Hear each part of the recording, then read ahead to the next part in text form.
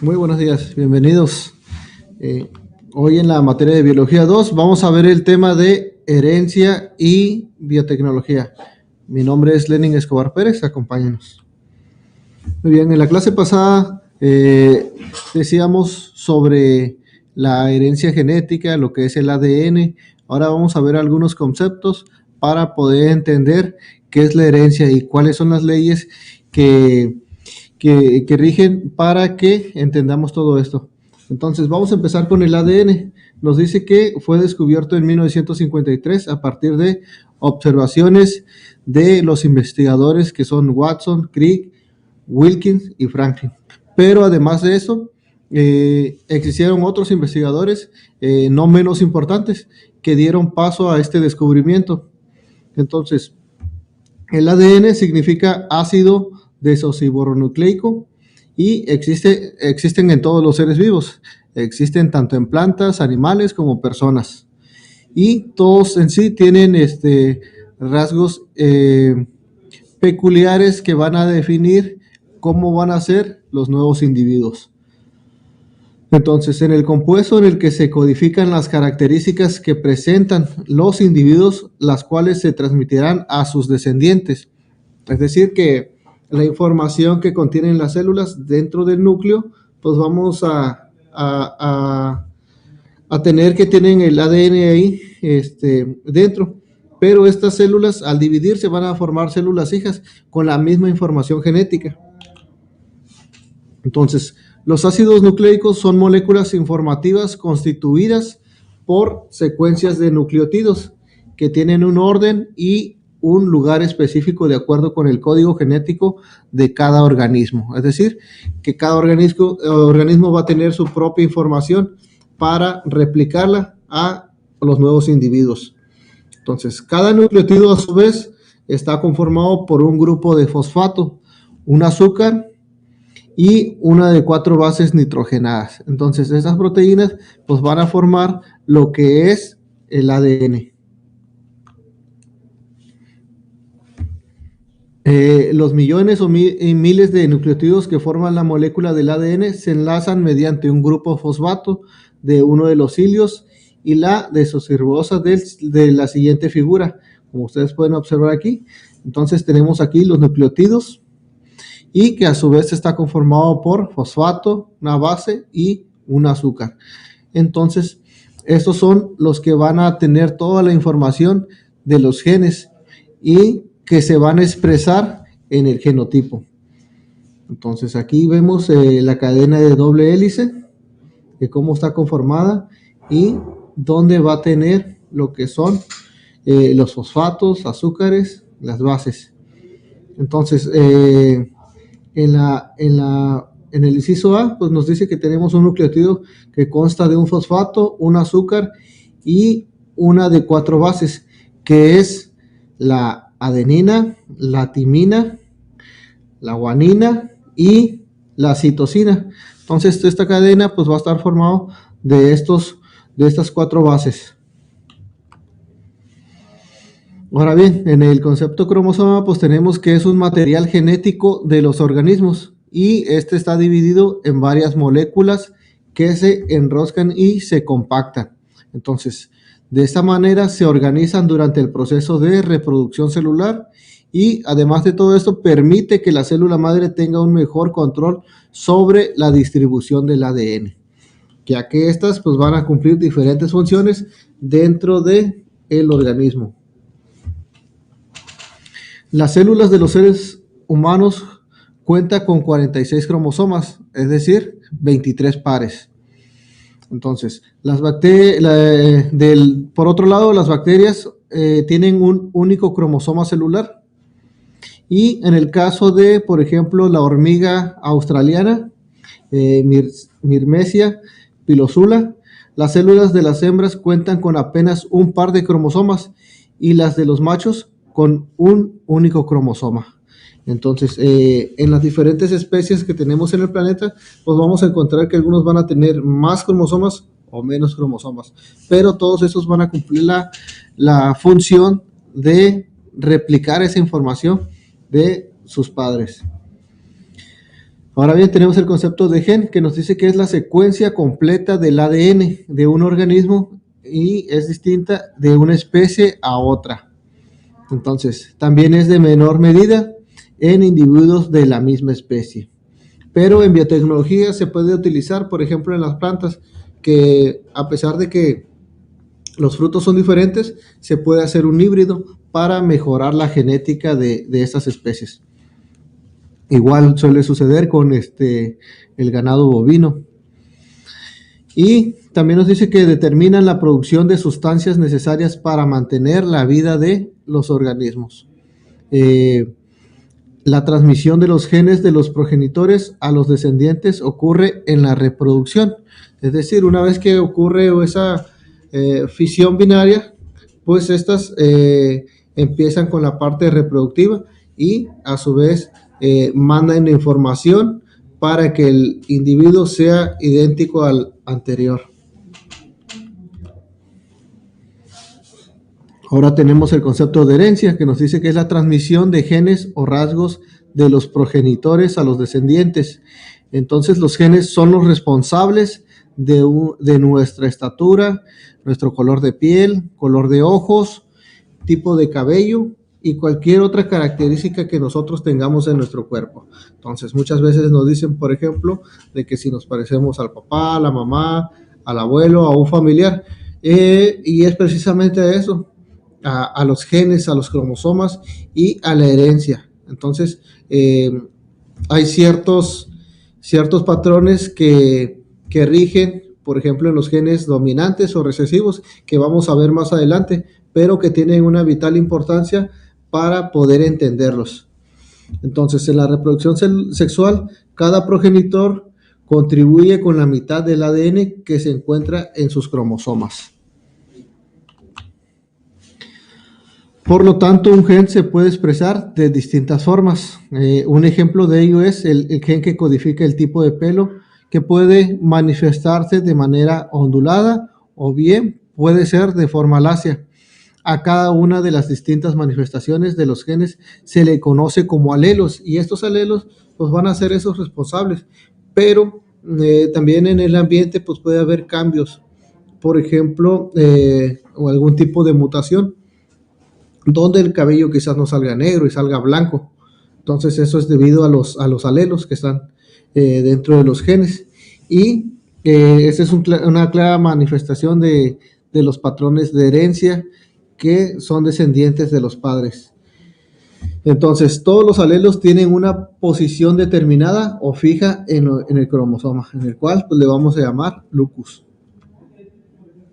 Aquí tenemos una imagen de los genes que se encuentran en posiciones determinadas en los cromosomas, y estas que son designadas loci, o como acabamos de decir, locus, en el caso de las células diploides, y cada par de homólogos puede o no tener los mismos alelos de un gen.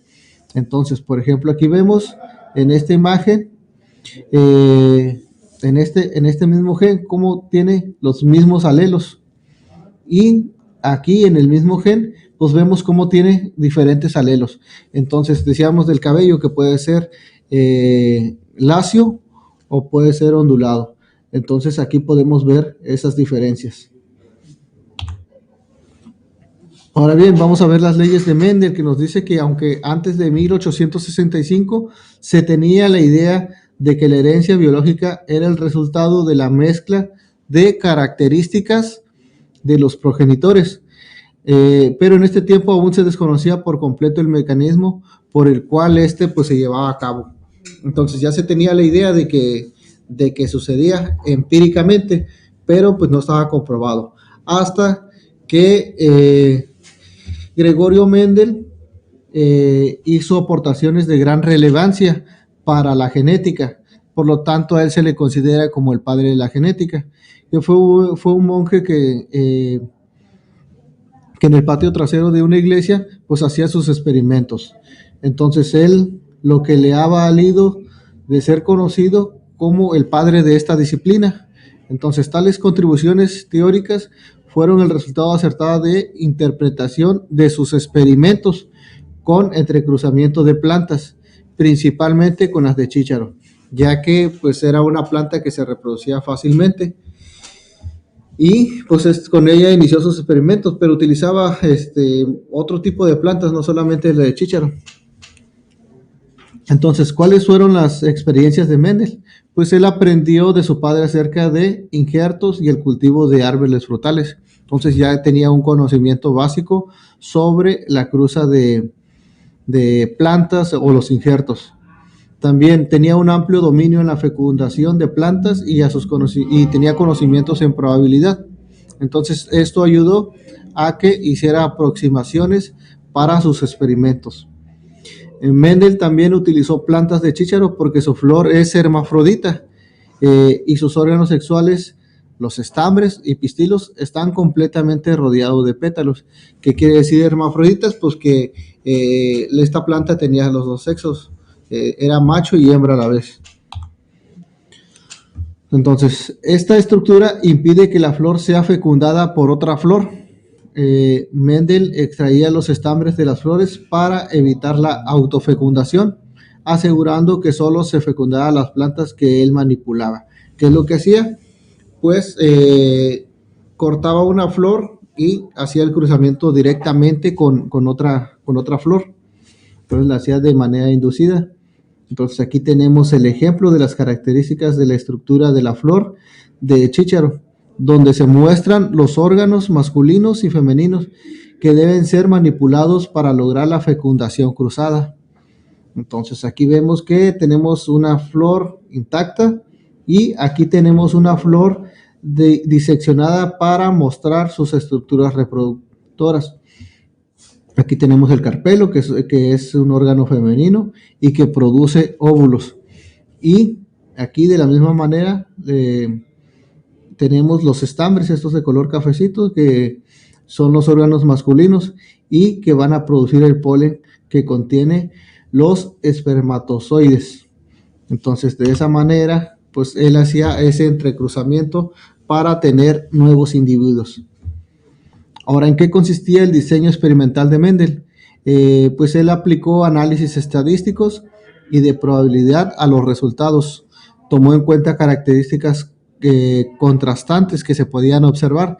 Por ejemplo, los tallos cortos o largos, semillas verdes o amarillas, vainas lisas o rugosas, entre otras características fisiológicas que él podía observar. Mendel también, por lo tanto, cruzó plantas de flor morada de raza pura con otras de flor blanca y hacía ese entrecruzamiento para observar de qué color iban a salir. Mendel también observó que la primera generación filial, la F1, todos los descendientes eran de flor morada. Pensó que el carácter de flor blanca no podría haber desaparecido, simplemente pues estaba escondido, no se reflejaba, y que tal vez estaría en receso o espera. Por lo que entonces cruzó entre sí descendientes de la primera generación filial, la F1. Ahorita vamos a ver qué significa la F1. Entonces aquí tenemos el esquema de toda la descendencia F1 que presenta flores moradas, las que observamos aquí. Y a pesar de ser el producto de progenitores con flores blancas y moradas, entonces se cruzan lo que son los polen, se hace la fecundación cruzada y pues estos serían lo que son los padres, ¿verdad? Ahora tenemos aquí, esta es de raza pura, son flores moradas, y esta es de raza pura también, de flores blancas. Se hace el entrecruzamiento y vemos que sale de color morado. Entonces todas esas generaciones pues salieron de ese color. Y nos dice aquí que tiene descendientes de la primera generación filial, la F1. Entonces no se manifiesta, pero ese gen sigue dentro de esa reproducción. Entonces, el resultado de esto, de los descendientes de la segunda generación, a la que llamó F2, fue que en el 25% de esos volvió a aparecer el carácter de flor blanca y el 75% de flor morada. Esto se expresa con la relación 3:1, es decir, que de 4 plantas, 3 eran de color morado y una de color blanca. Entonces, En la primera generación de esas cruzas, pues tres flores salieron moradas y una blanca. ¿Qué quiere decir? Que el color morado es dominante sobre el color blanco. Entonces, a las características observables de los individuos que se manifiestan en los descendientes se les llama fenotipo, flor blanca o morada. Y a todas las características que se encuentran en los genes, se manifiesten o no, se les llama genotipo. Entonces, ¿qué quiere decir? Que la flor blanca va a ser un genotipo y la flor morada va a ser un fenotipo. Entonces, aquí vemos el entrecruzamiento donde tuvimos 3-1, ¿qué quiere decir? 3 flores moradas y una blanca. Entonces, en la segunda generación fue donde empezó a aparecer el color blanco. Ahora, ¿qué nos dice la dominancia y la recesividad? Nos dice que las características que dominó y se manifestó en todos los individuos de la generación F1, es decir, que se hizo visible, la llamó de carácter dominante, que es lo que acabamos de mencionar, ya que es la que se representa en mayor proporción. En cambio, a la característica que permaneció en espera o receso, se le llamó carácter recesivo. Y no quiere decir que desapareció, simplemente pues no estaba reflejado, ¿verdad? Hasta la segunda generación. Y lo mismo sucede en las personas, por ejemplo, con las personas de color azul, con ojos de color verde o café. Entonces el color café, por ejemplo, es el dominante en apariencia con otros colores. Dentro de esto, Mendel concluyó que cada característica consta de dos caracteres o factores, es decir, 2 genes. Los descendientes de progenitores con características diferentes son híbridos. Cuando los 2 factores o genes son iguales, se trata de una característica de línea o raza pura. Entonces, actualmente en la biotecnología, pues se utilizan los híbridos para pues, tener mejores productos, ya sea en animales o plantas. Ahora vamos a ver qué es el cuadro de Punnett, que se utilizó en la genética también y aún así se sigue utilizando hoy en día. Pues nos dice que el genetista británico Reginald Punnett, que nació en 1875 y dio un método para representar gráficamente los cruzamientos genéticos y de esta manera determinar la probabilidad de manifestación en un rango de descendencia. Ahorita vamos a ver cómo es ese cuadro y cómo lo podemos hacer. Dice que para calcular la probabilidad de manifestación de un solo rasgo en la descendencia, los 2 alelos, uno de los progenitores, se separan y se presentan en un costado de un cuadro dividido en 4 casillas. Y los 2 alelos del otro progenitor también se separan y generalmente se anotan en la parte superior. Aquí vemos el ejemplo, nos dicen que se usan letras para representar este cuadro. En el caso de una autofecundación, se permiten los alelos horizontal o de forma vertical. Entonces aquí vemos el cuadro de Punnett, donde la M nos dice que es un gen dominante para la característica de flor morada. Y la M minúscula nos dice que es un gen recesivo para las características de la flor blanca. Entonces, de esta manera se genera lo que es el cuadro de Punnett. Ponemos aquí los genes dominantes en la parte superior con mayúscula y los de gen recesivo lo ponemos en minúscula del lado izquierdo. Entonces, hacemos ese entrecruzamiento y siempre vamos a poner primero el gen dominante. Entonces ponemos la M mayúscula, la bajamos y del lado izquierdo hacemos la cruza y nos va a quedar la M minúscula a un ladito del gen dominante. Entonces quedaría de esta manera. Igual seguimos con la parte de abajo y nos dice que va a empezar primero la mayúscula y luego la minúscula. Seguimos y vamos a cruzar lo que es el gen dominante y el gen recesivo y así sucesivamente. Entonces, ¿qué nos dice? Que en los 4 lados el gen dominante pues va a ser el que va a resaltar, y el recesivo pues no quiere decir que va a desaparecer, pero ahí va a estar y se puede manifestar hasta la segunda o tercera generación. Muy bien, entonces quedaría así: el genotipo pues es 100% dominante recesivo, y el fenotipo pues es 100% flores moradas. Entonces quiere decir que las 4 flores pues van a salir de color morado. Ahora, el resultado de las casillas representa el genotipo que tendrá los descendientes tal cruce. Una vez definidos los genotipos, se determina el fenotipo según la dominancia o la recesividad. Para el cálculo de probabilidad se debe considerar que el fenotipo resultante de cada cuadro representa por lo menos un 25% de probabilidad en la manifestación. Mediante el cuadro de Punnett se predicen las probabilidades de las proporciones de los distintos tipos de fenotipos y genotipos de los futuros descendientes. Entonces, desde aquel entonces se ha utilizado ese cuadro de Punnett y hasta hoy en día. Lo único de este cuadro es que presenta un mínimo margen de error, pero el cual pues nos ayuda a predecir las futuras generaciones de los genes dominantes. Ahora vamos a ver las leyes postuladas. Nos dice que Mendel determinó que la herencia respetaba ciertos principios básicos que se conocen como las leyes de Mendel. La primera ley nos dice que es la de segregación de los factores, y para cada característica o rasgo en un organismo hay un par de factores o genes que se segregan.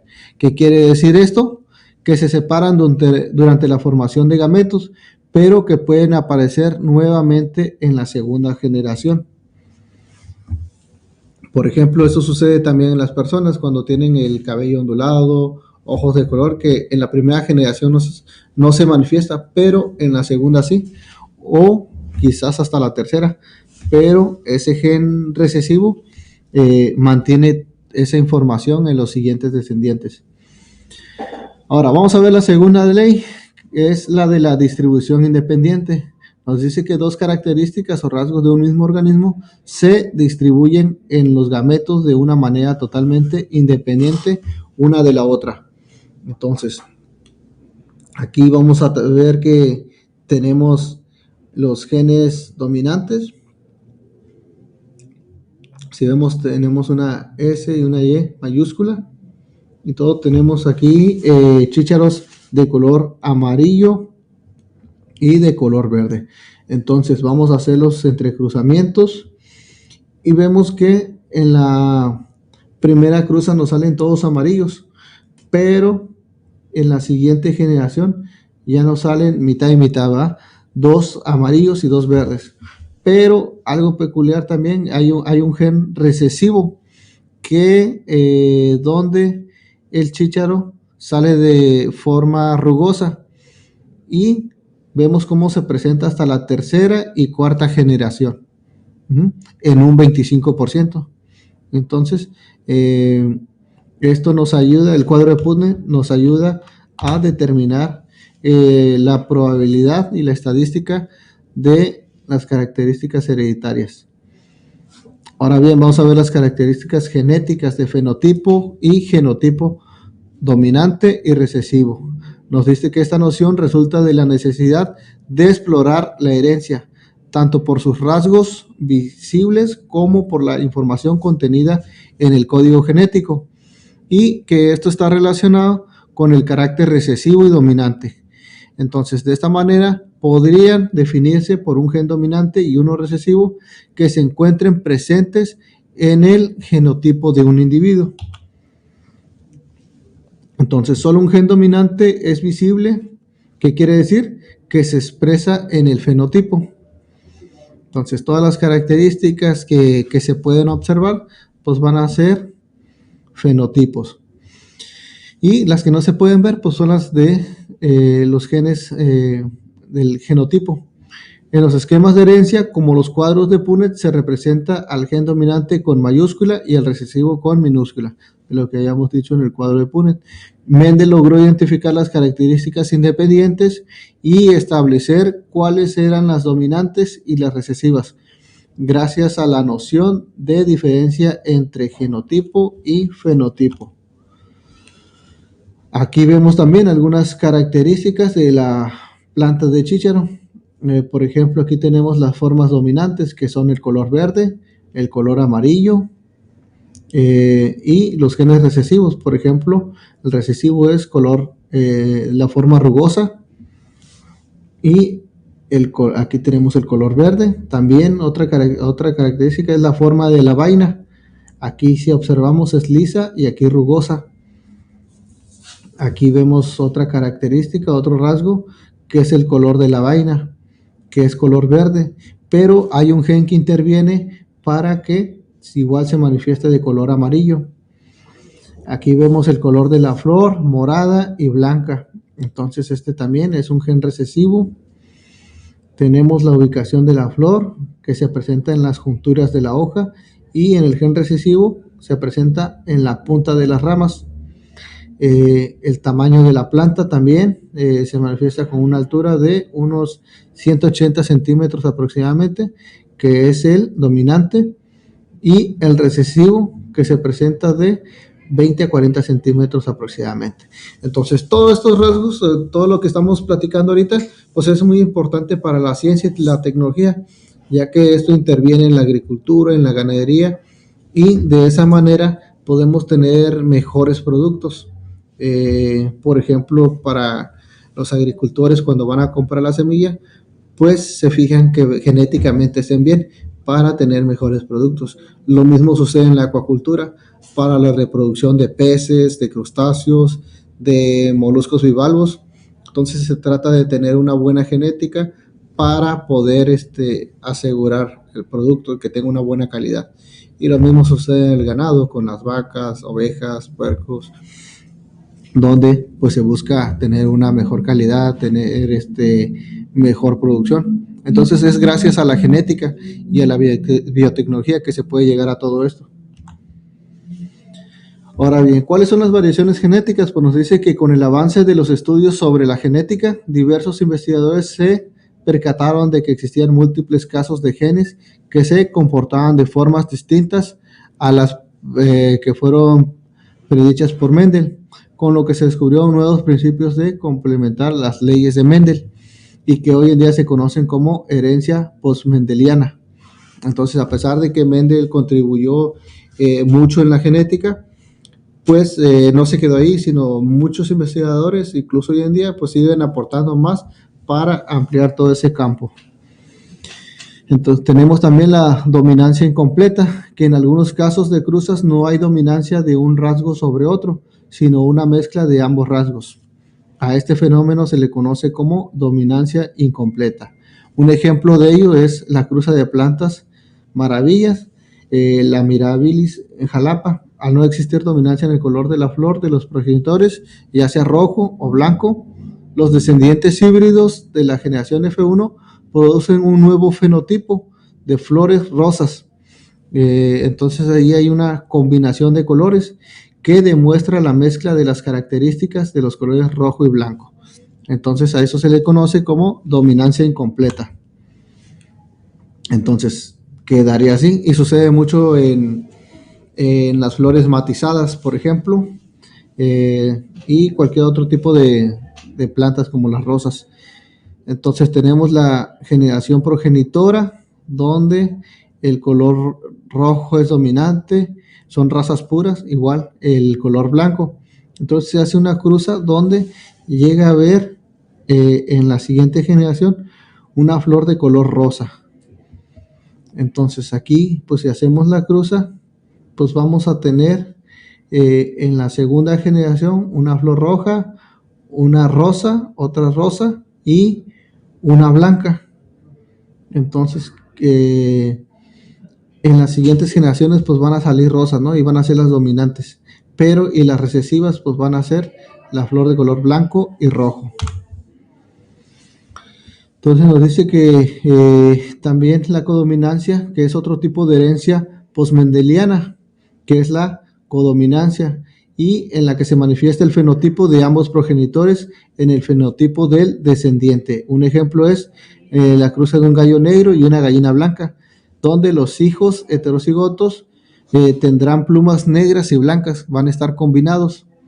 También tenemos los alelos múltiples, que nos dice que en algunos casos una misma característica o rasgo pueden estar controlados por dos alelos, es decir, alelos múltiples. Tal es el caso del color del pelaje de los conejos, el cual está controlado por 4 alelos. En los seres humanos, para la determinación de los grupos sanguíneos, existen 3, el O, el A y el B, que se presentan en los fenotipos OAB y AB. Aquí tenemos otro ejemplo de una cruza, una herencia ligada al sexo en color de los ojos de la mosca de fruta, que se llama Drosophila melanogaster. Entonces, con esta especie se han hecho varios estudios para comprender los rasgos genéticos. Aquí tenemos una mosca de fruta, es un macho y tiene ojos de color rojo. Y aquí tenemos otra que es una mosca de fruta y esta es hembra. Entonces se hacen las cruzas y observamos aquí que tenemos una hembra portadora donde los ojos van a ser dominantes y van a contener el color rojo también. Aquí tenemos otro de color rojo y una hembra portadora. Igual se hacen las cruzas y vamos a tener un gen recesivo donde van a salir con ojos de color blanco, pero como el dominante es el rojo, vamos a tener 3-1. ¿Qué quiere decir? Que 3 moscas van a salir con los ojos de color rojo y una de color blanco, donde aquí existe un gen recesivo. Aquí tenemos otro ejemplo que nos dice la determinación del sexo en la mosca Drosophila melanogaster. Tenemos al macho y a la hembra y nos dice que van a salir 2 hembras y 2 machos, mitad y mitad. Entonces, de los experimentos de Morgan se concluyó que algunos caracteres que se heredan están ligados al sexo, que el gen responsable del carácter reside en el cromosoma sexual X y que probablemente otros genes también residan en el cromosoma específico. Y lo mismo sucede en personas. Hay genes recesivos que únicamente se presentan en mujeres y hay otros genes con mutaciones que se van a presentar únicamente en los hombres, y hay otros que pues a la par, ¿verdad? Quiere decir que se van a presentar tanto en hombres como mujeres. Entonces, debemos entender todo esto de la genética a grandes rasgos para determinar cómo se pueden corregir estos problemas, si hay soluciones, y pues hoy en día también pues hay muchas investigaciones sobre estas mutaciones en los genes que ya sean causadas por cuestiones ambientales o hereditarias. Muy bien, pues fue un placer estar con ustedes. Que tengan un excelente día. Hasta luego.